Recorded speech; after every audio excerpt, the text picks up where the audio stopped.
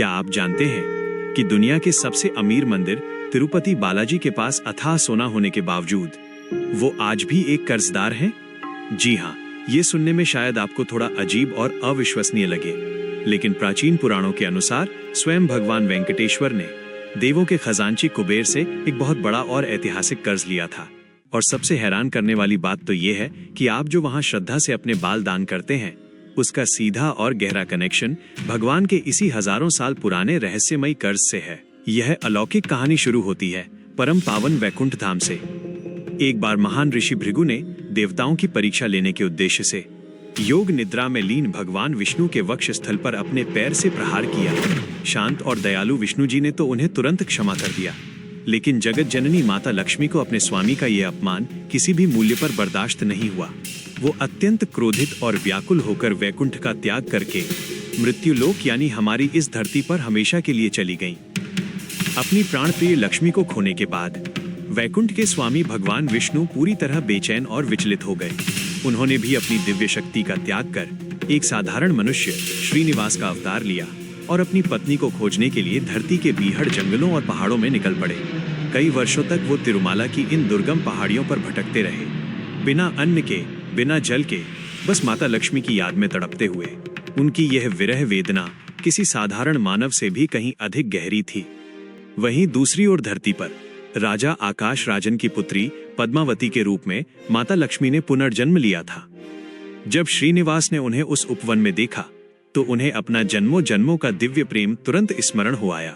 माता पद्मावती भी उनकी अलौकिक छवि को देखकर सम्मोहित हो गईं और दोनों ने विवाह के पवित्र बंधन में बंधने का संकल्प लिया।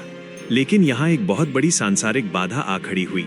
श्रीनिवास एक निर्धन और साधारण मनुष्य के वेश में थे और उनके पास इस शाही विवाह को संपन्न करने हेतु पर्याप्त धन नहीं था। सृष्टि के रचयिता चाहते तो अपनी एक दृष्टि मात्र से स्वर्ण की वर्षा कर सकते थे, लेकिन उन्होंने अपनी मर्यादा को सर्वोपरि रखा। उन्होंने चमत्कार दिखाने के बजाय एक साधारण मनुष्य की भांति अपनी जिम्मेदारियों को निभाने के लिए कर्ज लेने का अत्यंत कठिन निर्णय लिया। वे चाहते थे कि आने वाला संसार ये सीखे कि जीवन के नियम सबके लिए एक समान होते हैं। तभी वहां प्रकट हुए देवताओं के परम कोषाध्यक्ष और समस्त निधियों के स्वामी कुबेर। श्रीनिवास ने उनसे अपने विवाह के खर्चे हेतु सहायता का विनम्र अनुरोध किया। श्रीनिवास ने कुबेर से अपनी भव्य शादी के शाही आयोजन के लिए करोड़ों स्वर्ण मुद्राएं ऋण के रूप में प्राप्त की। ये कोई सामान्य उधार नहीं था, बल्कि एक ऐसा दिव्य अनुबंध था जिसकी गवाही स्वयं ब्रह्मा जी और भगवान शिव ने दी थी। कुबेर ने अत्यंत हर्ष के साथ ये धन दिया, क्योंकि स्वयं नारायण उनसे याचना कर रहे थे। परंतु धर्म की मर्यादा और साक्षी को बनाए रखने के लिए इस ऋण का एक विधिवत और लिखित दस्तावेज तैयार किया गया, ताकि ब्रह्मांड का ये नियम बना रहे कि लिया हुआ कर्ज चुकाना ही पड़ता है।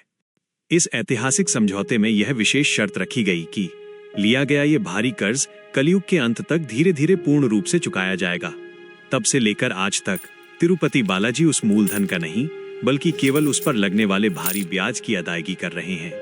यह एक ऐसा अनंत और पावन चक्र बन गया है जहां भगवान और उनके भक्तों के बीच एक नया और गहरा रिश्ता स्थापित हो गया।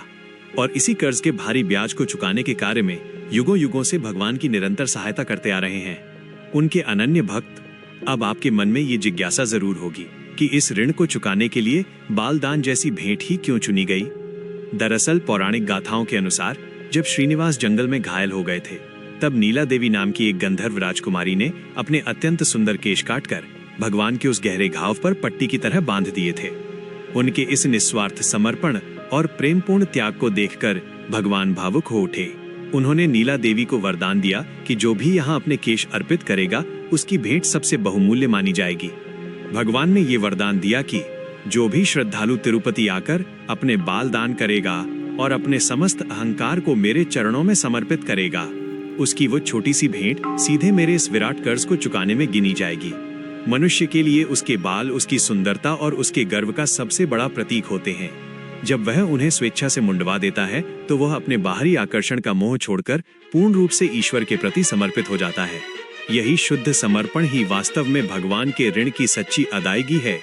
तिरुपति बालाजी के पास जो हमें सोने और आभूषणों का अंबार दिखाई देता है, वो वास्तव में उनकी अपनी निजी संपत्ति या कोई दिखावा नहीं है, बल्कि ये तो उनके करोड़ों भक्तों का वो अटूट विश्वास, असीम श्रद्धा और निस्वार्थ प्रेम है, जो उन्हें इस सदियों पुराने कुबेर के कर्ज के बोझ से मुक्त कराने के लिए अर्पित किया जा रहा है। यहाँ चढ़ाया गया हर एक सिक्का भक्त के विश्वास की एक मजबूत कड़ी है। यहाँ भक्त और भगवान का रिश्ता केवल मांगने का नहीं, बल्कि एक दूसरे का साथ निभाने का बन गया है।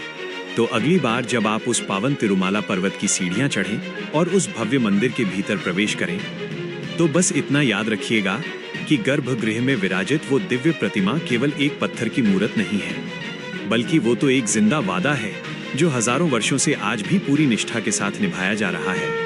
भगवान आज भी अपने वचन के कारण वहां अडिग खड़े हैं और हम सभी भक्त उनके उस पवित्र ऋण के साक्षी बन रहे हैं। श्रद्धा के साथ बोलिए जय श्री वेंकटेश्वर, जय जगन्नाथ।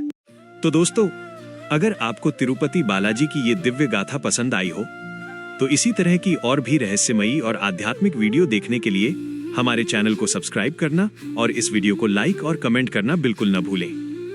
कमेंट में जय जगन्नाथ जरूर लिखें। मिलते हैं अगले वीडियो में, तब तक के लिए जय जगन्नाथ।